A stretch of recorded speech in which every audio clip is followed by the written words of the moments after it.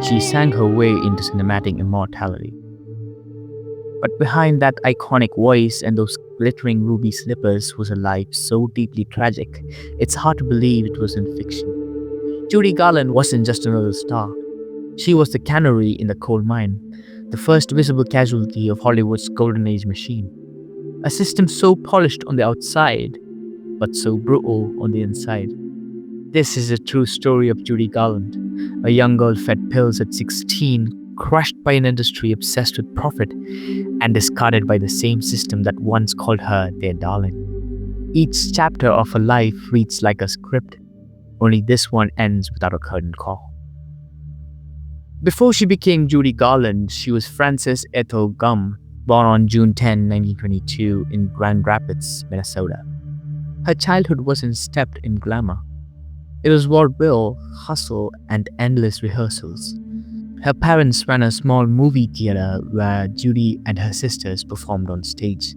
She sang her first solo at 2.5 years old. The spotlight found her before she could even pronounce the word. Her mother, Ethel Gum, saw her daughter as a ticket to success. Some would later call her a stage mother, but others used harsher terms. Ethel pushed Judy hard, controlling every aspect of her young life, dragging her across towns and forcing her to perform regardless of fatigue or illness. Judy wasn't raised, she was molded. In 1935, at just 13, Judy was signed to MGM Studios, the biggest studio in the world. They didn't see a child, they saw a product. MGM executives immediately set about reshaping Judy, not her career, but her body, her image, her existence. She was called names like the fat little pig with pigtails. Studio heads told her she wasn't pretty enough to compete with their blonde, glamorous stars like Lana Turner or Ava Gardner. So they got to work. They put her on diet pills, amphetamines to suppress her appetite, and barbiturates to help her sleep. They forced her into crash diets and manipulated her image with corsets, binding, nose discs, and even dental procedures. The goal? Make her small, youthful, and innocent, an eternal child trapped in a growing body. At age 16, Judy was no longer just a teenager. She was an addict, but not by choice. Then came the role that changed everything and ruined everything. In 1939, MGM cast her as Dorothy Gale in The Wizard of Oz. She was the heart and the soul of the movie, and her rendition of Over the Rainbow became immortal. But even as she soared on screen, Judy was falling apart behind the camera. The studio tightly controlled her weight, forcing her into even more extreme diet regimens. Sometimes she'd go days with only black coffee, chicken broth, and leches. To keep her awake for 18-hour shooting schedules, they increased her amphetamine doses. Then came the sleeping pills to make sure she rested just long enough before the next call time. She was slapped on set, yelled at for minor mistakes, and even had her lines cut if her weight fluctuated. Director Victor Fleming allegedly even hit her in the face to get a more emotional performance, all while she smiled on screen. The movie became a classic, but for Judy, it was the start of a life she never got to escape. After Oz, MGM continued milking her for musicals. Babes in Arms, Strike Up the Band, Meet Me in St. Louis. But Judy wasn't just a lead actress, she was a workhorse.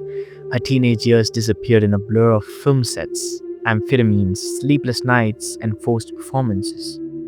There were no childhood memories, no friendships, no high school dances, just a conveyor belt of scripts, rehearsals, reshoots, and doctors with pills in their briefcases. Worse, MGM gave her a public image of a wholesome, bubbly girl next door. But in private, she was depressed, anxious, and rapidly deteriorating. She had her first nervous breakdown at 23. She would attempt multiple suicide attempts in the years that followed.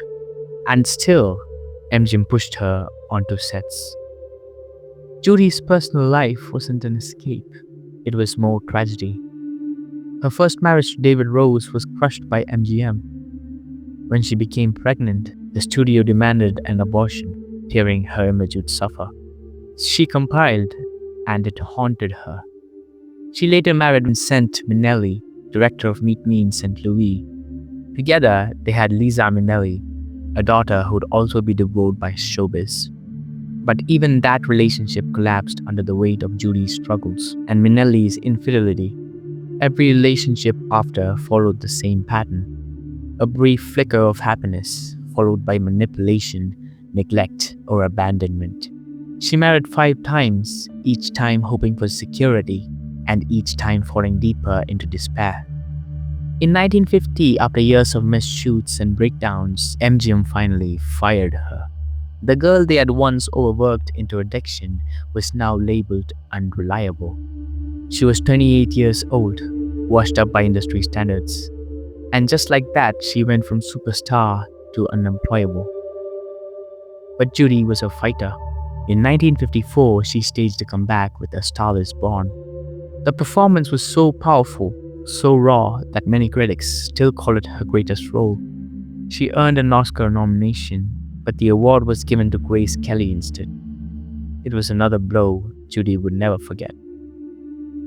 The next decade saw her bounce between concerts, TV specials, and international tours.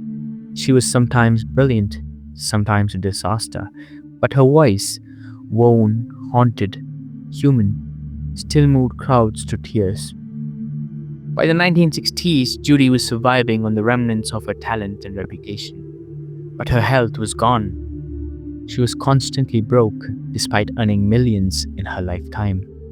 She owed thousands in back taxes. She was evicted multiple times, lived in cheap hotels, and sometimes couldn't afford groceries. She borrowed from friends, sang while sick, collapsed mid-performance, and was propped up backstage just to finish one more song. In her final years, she was often seen shaking, disoriented, fragile. But every time she opened her mouth to sing, the pain melted away. For a moment. Her fifth husband, Mikey Deans, was her last attempt at stability. He too mismanaged her finances, left her isolated, and failed to help her recover. On June 22, 1969, Judy Garland was found dead in her London home's bathroom, slumped over the toilet. She was just 47 years old. The autopsy ruled it an accidental barbiturate overdose, but friends knew the system had killed her long before. Her funeral drew thousands. Fans sobbed, but there were no apologies from MGM, no industry reckoning, just headlines and fading tributes. Judy was gone, but the questions she left behind still echo today. Why was she treated like a product, not a person? Why did no one stop the abuse? And how many other young stars followed her path, trapped behind the same curtain of pills, pressure, and profit? Judy Garland wasn't just a voice or a face. She was a warning about what happens when art becomes exploitation, when childhood is stolen for fame, and when no one listens to the cries behind the smile. She gave everything and lost everything. And maybe, somewhere over the rainbow, she finally found peace.